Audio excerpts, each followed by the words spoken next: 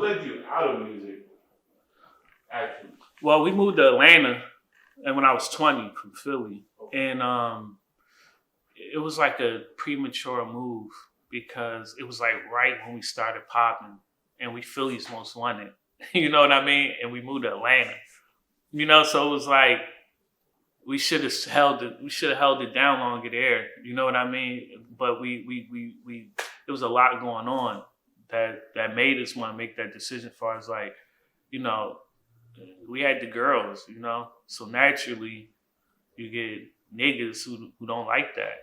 Or maybe you fucking a girl and you don't even realize it because she says she don't have nobody and stuff like that. So a lot of weird stuff started to take place, and we was like, it's better for us to, you know what I mean, before we get killed, to had to kill somebody, you know, to just move.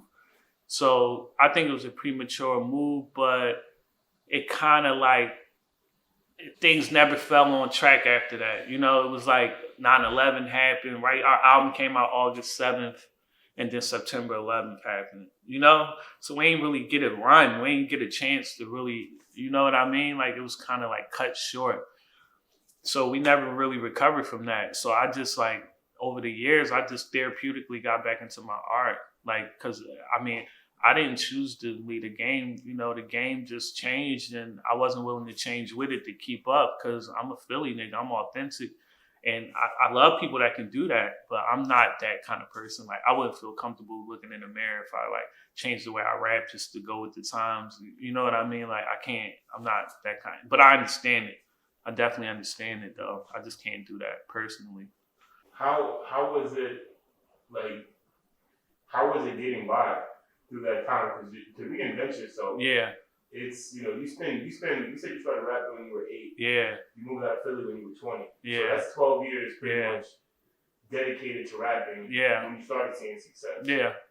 So what were you doing in between that time when you were transitioning from music into art? Well, I still was doing music because Ricky Hil is my best friend. And we made a lot of music together. We went on tour together, like Rich, to be honest, like when I was fucked up, you know what I mean? Rich saved my life, you know what I mean? Because he knew what it was with me, and we both had needs, and we both helped each other out in ways we could, you know what I mean? Like, I knew that people would try to front on him because he was the son of a famous designer, you know what I mean? And he knew people would front on me because how much I really did for people, but I'm down and out. So it's that idea, like, since he's down and out and we really know the truth, let's keep him down there so we can just run with his shit. He understood that, you know what I mean? So like, we like balanced each other out and made a lot happen. So like, it wasn't bad, you know, but like, it was still like me getting my personal identity back, you know what I mean? Trying to figure out what's my second act, you know what I mean? Which, believe it or not, I didn't ever choose art as a profession. Like, I just always did it. So therapeutically, I got back into it just really to think. And then it started to sell. I always did it. It never sold before. Like, you know, I would like give it to my friends and shit like that. But it just started selling. So once it started selling, you know, that was like, oh, okay. I took it very serious once I saw that it was doing something, because I always look towards the universe for answers, you know? Yeah. So once I saw it moving and I knew it didn't move before and I knew it and I could just feel the energy once again. And I was like, oh no, I know what this is. Like, this is the universe, this God giving me another opportunity, and I'm not fumbling this one no matter what. You know what I mean? So it was one of those kind of situations. Yeah. Was there something that happened? Like you said that it happened before, so was there something that let you know, like, this is one of those moments? Is it a feeling that you Well, it's a feeling. Like, I felt it when we went up to Atlantic Records. I can't really explain it, but it's just like a certain feel that you get. And then I didn't really know it to be like a sign of something. I just knew what I felt. But the second time, you understand what it is because you felt it before. So you know exactly what it is. So you can handle it differently. You know what I mean? Like, so once that, I never felt it in between. You know what I mean? So I felt it and I knew. I was like, oh no, this is it again. You know what I mean? It's like a shooter.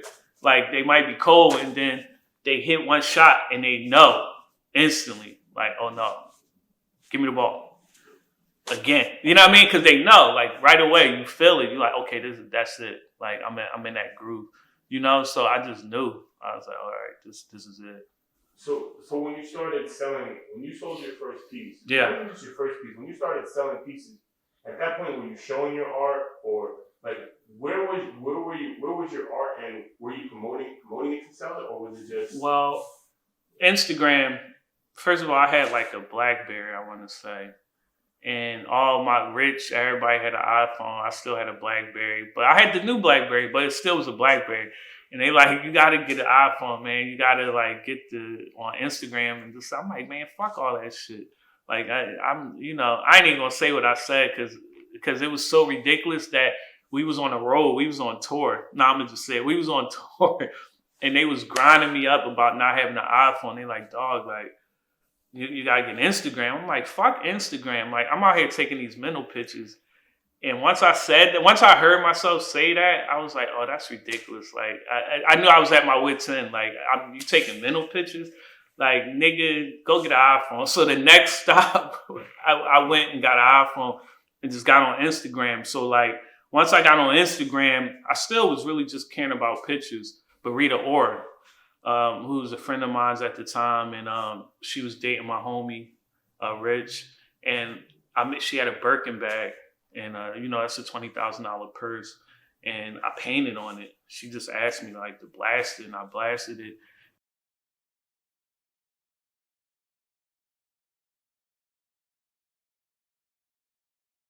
And she put my email up on her Instagram with a picture of the bag. And that shit, that was it. That was literally it. Like, I went back to my email and it was like, do. And I'm like, oh shit. I'm like, okay. And that was the moment for me. I was like, oh, okay, this is it. You know what I mean? Like this is that second shot. And I just kept my head down ever since. And that was 2013. You know what I mean? And I just kept my head down. I was like, all right, that's it. If you like this video, please be sure to like, comment, and subscribe. Also, hit the notification bell to stay up to date with our latest drops.